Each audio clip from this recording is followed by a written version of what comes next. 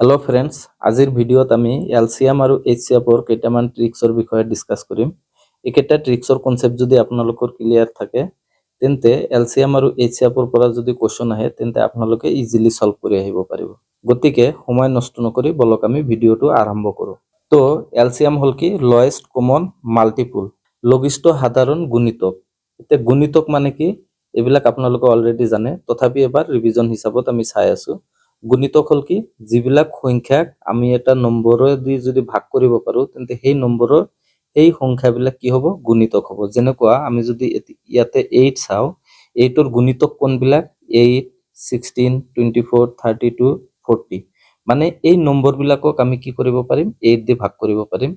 তো এই নম্বৰ কেইটা কি হ'ব 8 16 24 এইবিলাক কি হ'ব 8 ৰ গুণিতক হ'ব।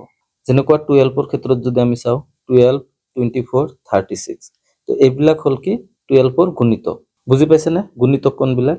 এতিয়া এলচিএম যদি ওলাব লাগে তেন্তে 8 ৰ গুণিতক বিলাক আমি এনেকে লিখি লৈ ওলাব পাৰো, 12 ৰ গুণিতক বিলাক আমি এনেকে লিখি লৈ তাৰ পিছত এই দুটাৰ পৰা যিটো কমন থাকিব, প্ৰথম যিটো কমন হ'ব মানে লয়েষ্ট একেবাৰে সৰু যিটো কমন নম্বৰ থাকিব সংখ্যা থাকিব সেইটোৱে কি হ'ব ইহতৰ এলচিএম হ'ব।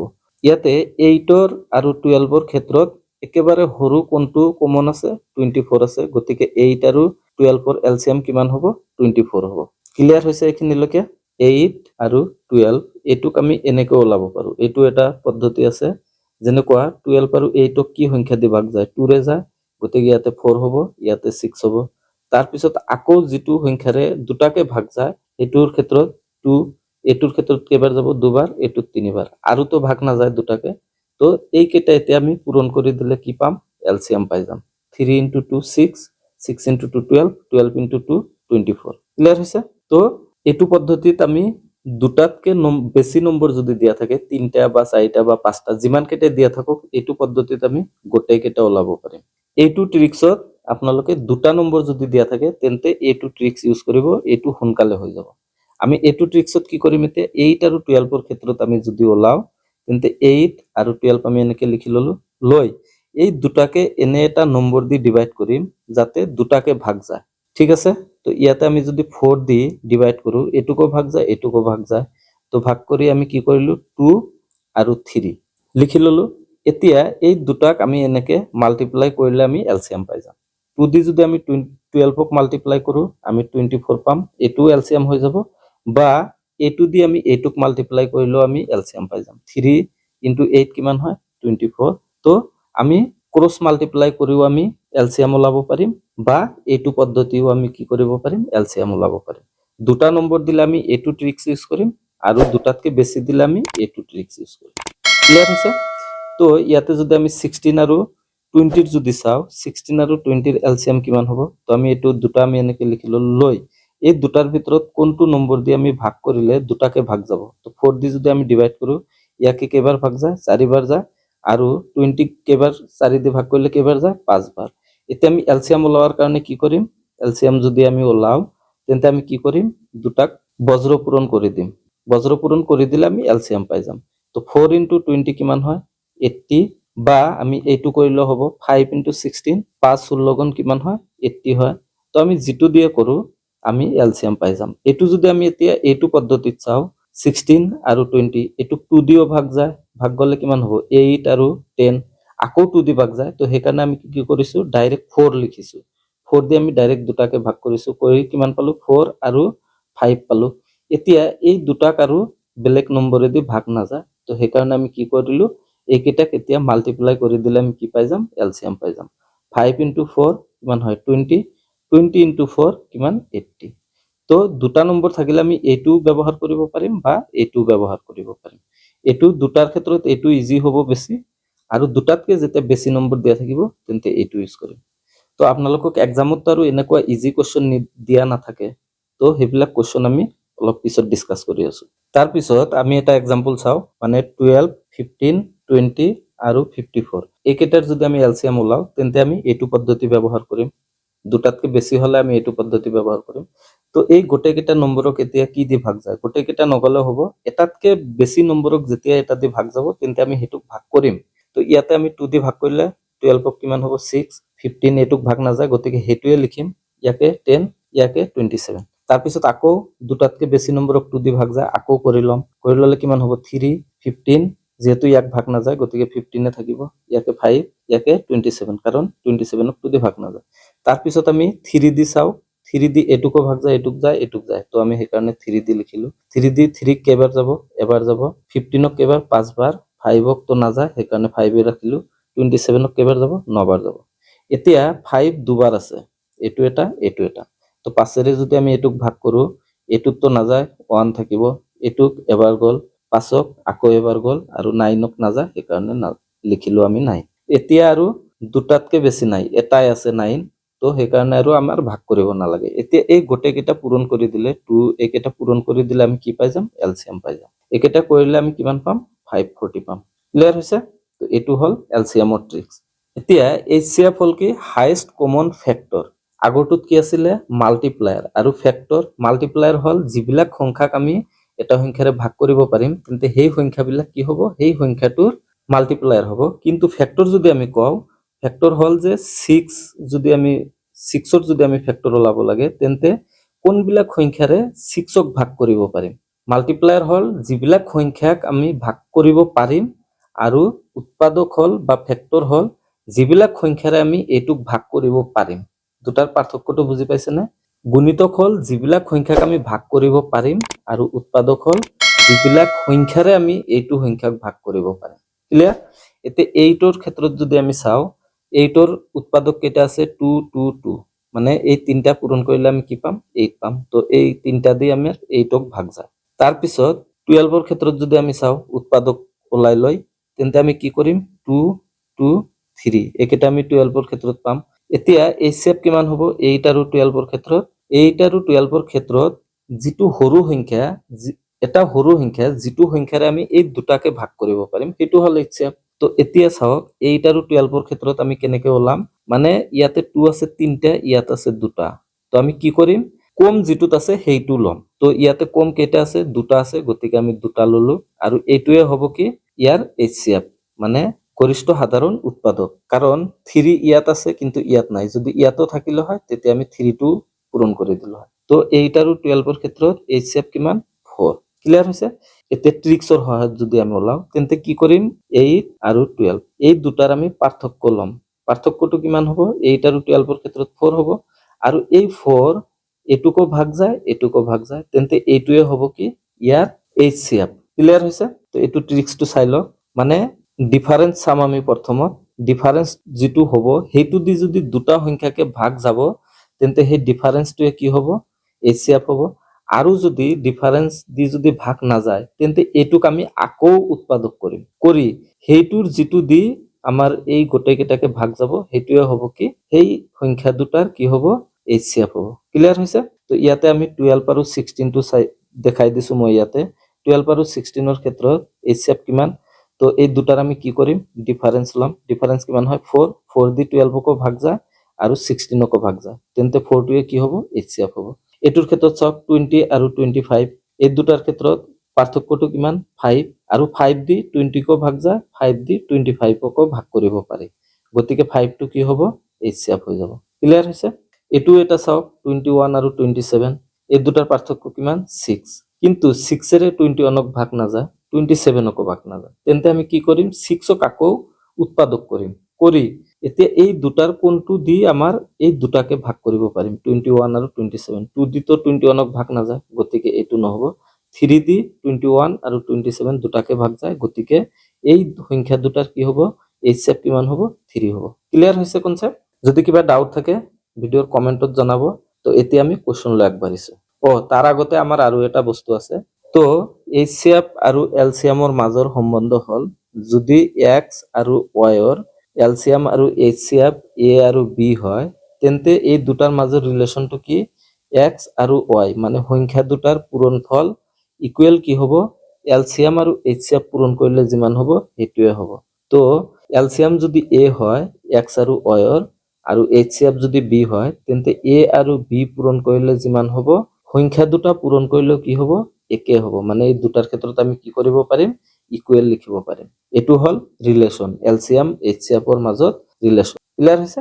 এতিয়া আমি কোৱেশ্চন লৈ যাওঁ এইখিনি ক্লিয়াৰ হলে এলসিএম আৰু এইচচিএফৰ যিকোনো কোৱেশ্চন ইজিলি সলভ কৰিব পাৰি তো প্ৰথম কোৱেশ্চনটো চাওক find da smallest number which when divided by 21 42 72 96 leaves no remainder তো আপোনালোকক এনেকুৱা স্মলেষ্ট নাম্বাৰ আৰু যিটো 21 42 এইকেইটা নম্বৰেদি ভাগ কৰিলে কোনো ভাগশেষ নাথাকিব এনেকুৱা কোৱেশ্চন যদি কয় তেন্তে আপোনালোকে এটো ডাইৰেক্ট কি কৰিব এলসিএম ওলাই দিব ক্লিয়াৰ হৈছে স্মলেষ্ট নাম্বাৰ যিটো এইবিলাক নম্বৰেৰে ভাগ কৰিলে কি হ'ব ভাগশেষ 0 হ'ব হেতু ক্ষেত্ৰত আমি ডাইৰেক্ট কি কৰিম এলসিএম ওলাই দিম তো এটো ক্ষেত্ৰত কিমান দিয়া আছে 21 42 72 96 তো দুটাতকে বেছি দিয়া আছে তেতিয়া আমি কি কৰিম এইটো পদ্ধতিত লম তো 21 42 72 96 এইকেইটাক আমি একেবাৰে সৰু সংখ্যা দি ভাগ কৰি যাম তো ইয়াতে মই দেখাই দিছো 21 42 72 96ক আমি 2 ৰে ভাগ কৰিছো কাৰণ দুটাক 2 দি ভাগ যায়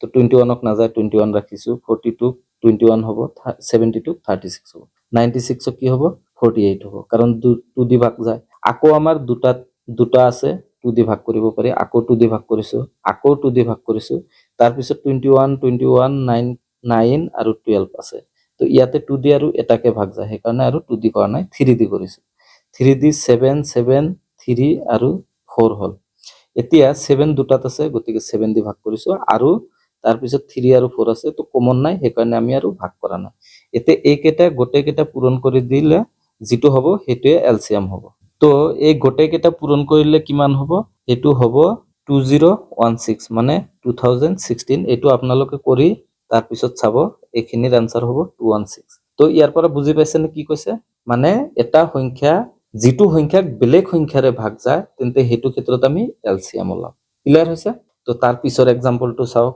find the list number which when divided by 12 15 20 54 leaves remainder কিমান 8 তো এটো কি কৈছে এটা নম্বৰ বেলেগ সংখ্যাৰে ভাগ কৰিব কোৱা হৈছে তো অলৰেডি আমি আগৰ ট্ৰিক্সত ডিসকাস কৰি আহিলো যদি কোনো এটা সংখ্যাক বেলেগ সংখ্যাৰে ডিভাইড যোৱা বুলি কয় তেন্তে হেতু ক্ষেত্ৰত আমি কি কৰিম এলসিএম লম ক্লিয়াৰ হৈছে তো ইয়াতে যদি আমি এলসিএম লও তেতিয়া ভাগশেষ কি হয় 0 হয় কিন্তু ইয়াতে কি কৈছে ভাগশেষ 8 থাকিব বুলি কৈছে তো যেটো এলসিএম হ'ব তাৰ লগত আমি 8 যোগ কৰি দিম ক্লিয়াৰ হৈছে তো গোটেইকেইটা ক্ষেত্ৰত যেহেতু 8 ভাগশেষ হ'ব তো এই গোটেইকেইটাৰ আমি এলসিএম ওলাম ওলাই হেনা কি কৰিম তাৰ লগত আমি যেটো ভাগশেষ আছে এটো আমি যোগ কৰি দিম কৰি দিলে কি হ'ব আমাৰ এটো কোৱেশ্চনৰ কাৰেক্ট আনসাৰটো আহি যাব ক্লিয়াৰ হৈছে তো ইয়াতে চাওক 12 15 20 54 একেটা মই কৰি দেখাইছো ইয়াতে আপোনালোকে কৰি চাব পাৰে 12 15 একেটাক যদি আমি এলসিএম ওলাও তেন্তে আমি কিমান পাম এই গোটেইকেইটা মাল্টিপ্লাই কৰিলে আমি কিমান পাম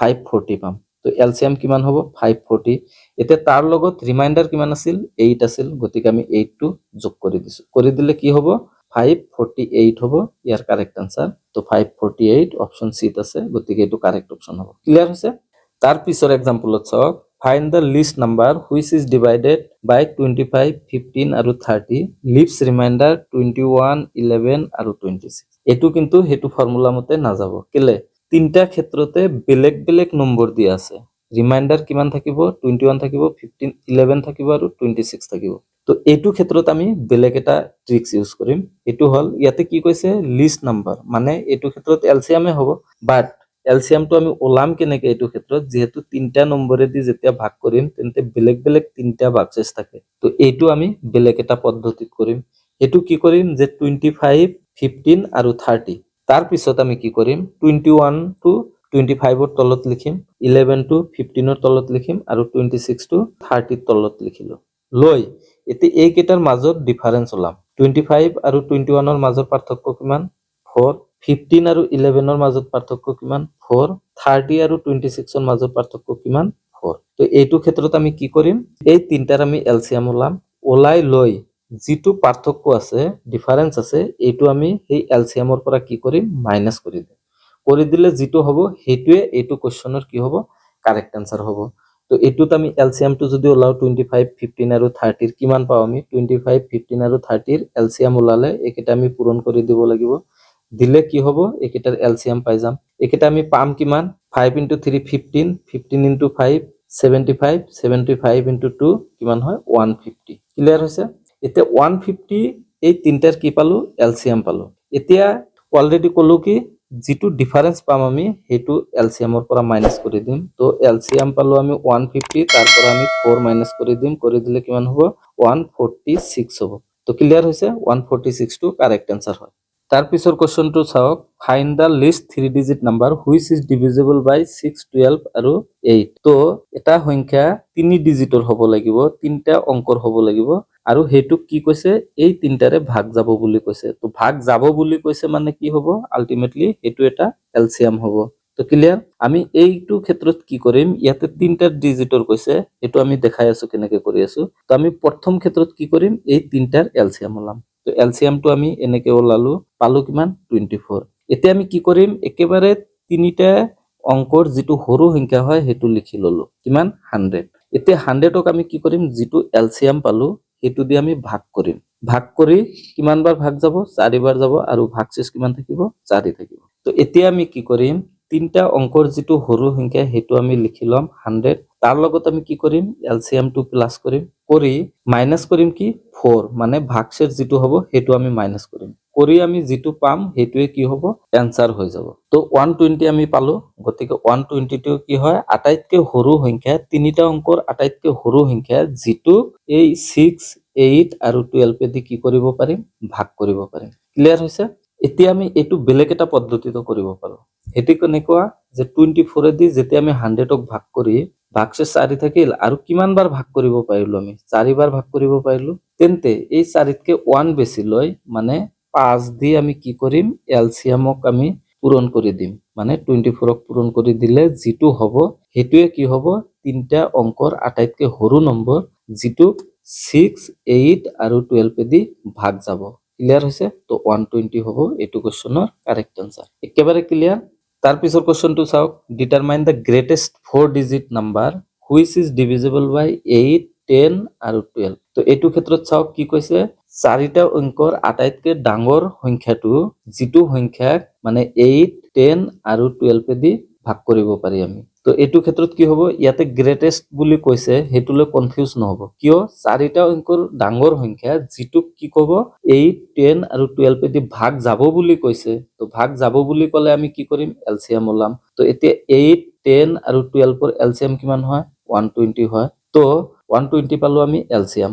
এতিয়া তাৰ পিছত কি কৰিব, চাৰিটা অংকৰ আটাইতকৈ ডাঙৰ নম্বৰটো কিমান, 999। তো এইটো হল আটাইতকৈ ডাঙৰ। তো ইয়াকে কি কৰিব, 120 দি ভাগ কৰিব, মানে 120 আমি এলসিএম পাইছিলো, সেইটো দি কি কৰিব 9999ক ভাগ কৰিব, কৰি আমি এনসাৰ কিমান পাম, 83 বাৰ ভাগ যাব, আৰু ভাগশেষ কিমান থাকিব, 40 থাকিব।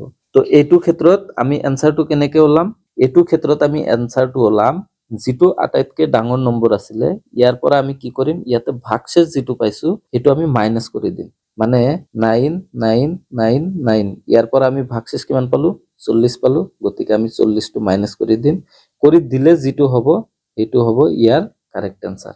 তাৰ পিছত ফাইন্ড দা HCF 27, 72 আৰু 108। তো ইয়াতে আমাক HCF ওলাব দিছে। ক্লিয়াৰ। তো আগৰ কেইটা এক্সাম্পল আমি চালো এলসিএমৰ, এতিয়া আহিল HCF। এতিয়া HCFৰ ক্ষেত্ৰত আমি ট্ৰিক্সটো কি ডিসকাস কৰি আছিলো, ডিফাৰেন্স ওলাম, মানে এই তিনটাৰ মাজত ডিফাৰেন্স ওলাম, মানে 27 আৰু 72ৰ মাজৰ পাৰ্থক্য কিমান, 45, আৰু 72 আৰু 108ৰ মাজৰ পাৰ্থক্যটো কিমান, 36। এতিয়া এই দুটাৰ ভিতৰত সৰু হল 36, তো 36 দি আমি এইটো ভাগ কৰিব পাৰি নেকি, নোৱাৰি, গতিকে এইটো HCF নহব। সেইটো ক্ষেত্ৰত আমি কি কৰিছিলো, ইয়াক আকৌ উৎপাদক কৰিছিলো, ইয়াকে উৎপাদক কৰিলে কিমান পাম, 2 পাম, 3 পাম, 4 পাম, 9 পাম, 12 আৰু 18 পাম। তো ইয়াৰ পৰা আমাৰ যিটো সংখ্যা দি এইটোক ভাগ যাব, এইটোক ভাগ যাব, আৰু 108ক ভাগ যাব, সেইটোৱে কি হ'ব, HCF হ'ব। 2 দি 27ক ভাগ নাযায়, 3 দি 27ক যায়, 72ক যায়, 108কো ভাগ যায়, কিন্তু 3 টো অপশনত দিয়া নাই, সেইকাৰণে আমি 3 টো নলওঁ। 4 দি 27ক ভাগ নাযায়, 9 দি 27ক ভাগ যায়, 72ক ভাগ যায়, 108কো 27 মানে 9 দি ভাগ যায়। তো এতিয়া 9 টো অপশনত দিয়া আছে, সেইকাৰণে এইটো কোৱেশ্চনৰ এনসাৰ হ'ব কোনটো, 9 টো। ক্লিয়াৰ। তো যেতিয়া দুটাতকে বেছি দিয়া থাকক, বা তিনটা দিয়া থাকক, বা চাৰিটা দিয়া থাকক, আমি গোটেই কেইটাৰ পাৰ্থক্যটো ওলাম, ওলাই যিটো সৰু সেইটো দি আমি চাম যে গোটেই কেইটা সংখ্যা সেইটো সংখ্যা দি ভাগ কৰিব পাৰি নেকি, যদি ভাগ যায় তেন্তে এইটোৱে HCF হ'ব, আৰু যদি ভাগ নাযায় তেন্তে এইটোক আমি আকৌ কি কৰিম, উৎপাদক কৰিম। এনেকে কৰি ললো, কৰি লৈ ইয়াৰ পৰা আমি চাম এতিয়া এই গোটেইকেইটাৰ পৰা আমি চাম এতিয়া যে এই তিনিটা সংখ্যাক ভাগ যায় নে নাই। যিটো সংখ্যা দি ভাগ যাব সেইটোৱে হ'ব HCF। তো এইটো ক্ষেত্ৰত 3 দি ভাগ যায়, কিন্তু 3টো অপশনত দিয়া নাই, সেইকাৰণে আমি 3টো লোৱা নাই। 9 দিও ভাগ যায়, তো 9টো অপশনত আছে, সেইকাৰণে 9টো হ'ব কাৰেক্ট আনসাৰ। তাৰপিছত আৰু এটা এক্সাম্পল চাওক। Find the HCF of 350, 4590, 675, 4595, 3275, 1550। তো ইয়াতে নম্বৰ বহুত কেইটা দিয়া আছে। এতিয়া এইকেইটা যদি আমি উৎপাদক বিশ্লেষণ কৰি যদি ওলাব যাওঁ তেন্তে বহুত টাইম লাগিব। তো এইটো ক্ষেত্ৰত আমি ট্ৰিক্স ব্যৱহাৰ কৰিম।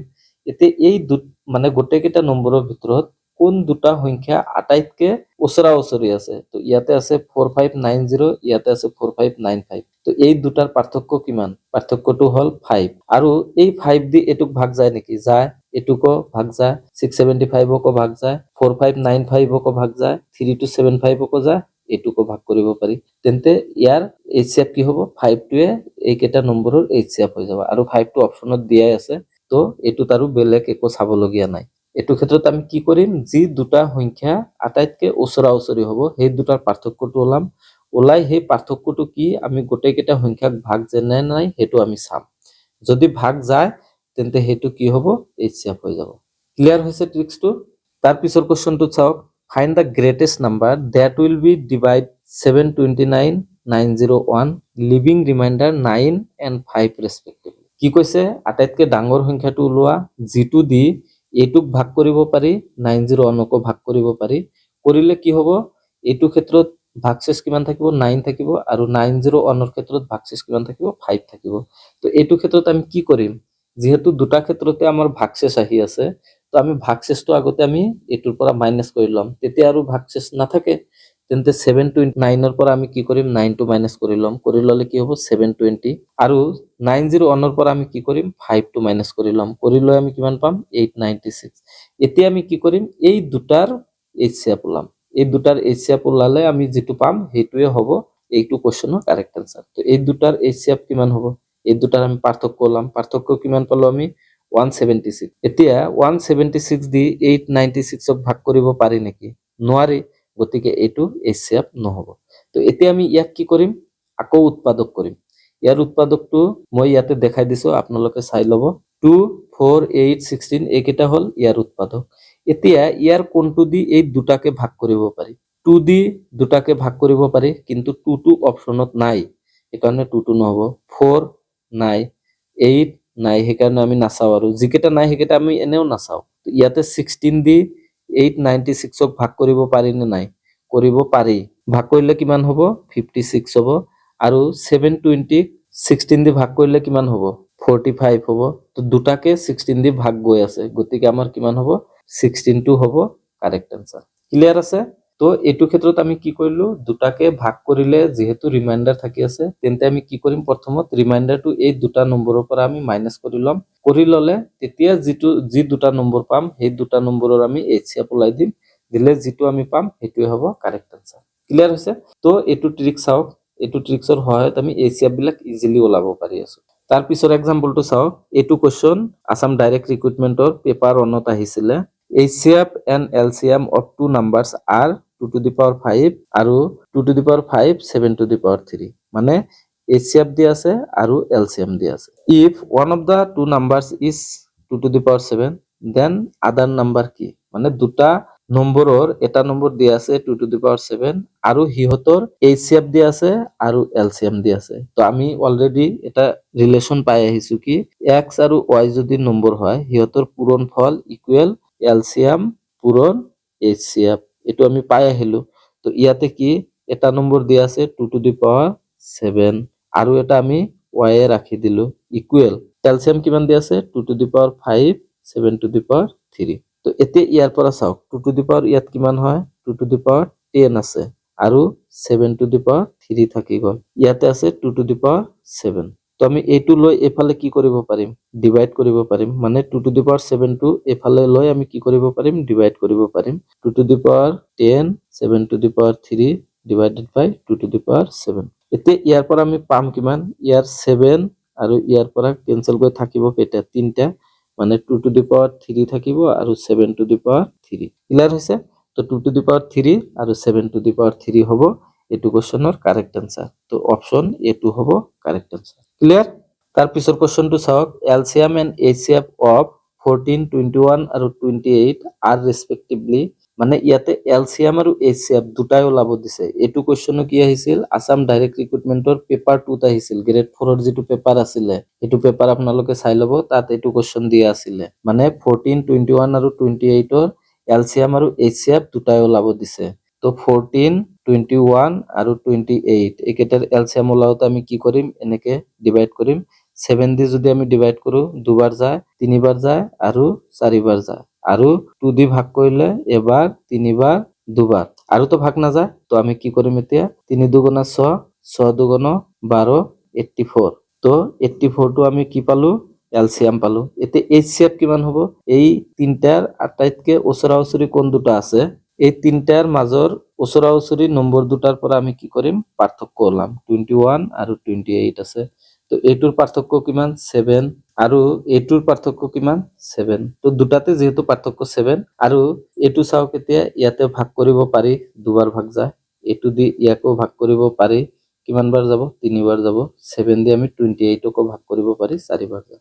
তো আৰু আমাৰ একো চাব নালাগে, 7 দি যেহেতু গোটেইকেইটাকে ভাগ যায়, তো 7 টো কি হ'ব, এইচচিএফ হ'ব। ক্লিয়াৰ? তো এলচিএম আমি কিমান পালো, এলচিএম পালো 84, এইচচিএফ পালো কিমান, 7। তো 84 আৰু 7 কোনটোত দিয়া আছে, 84 আৰু 7 দিয়া আছে অপশন সি, গতিকে অপশন সি টো হ'ব কাৰেক্ট আনসাৰ। ক্লিয়াৰ? তো আপোনালোকে এলচিএম আৰু এইচচিএফৰ এইকেইটা ট্ৰিক্স আৰু ৰিলেশ্যন যদি আপোনালোকে মনত ৰাখিব পাৰে, তেন্তে এলচিএম আৰু এইচচিএফৰ যিকোনো কোৱেশ্চন দিয়ক ইজিলি সলভ কৰি আহিব পাৰিব। ঠিক আছে, ধন্যবাদ।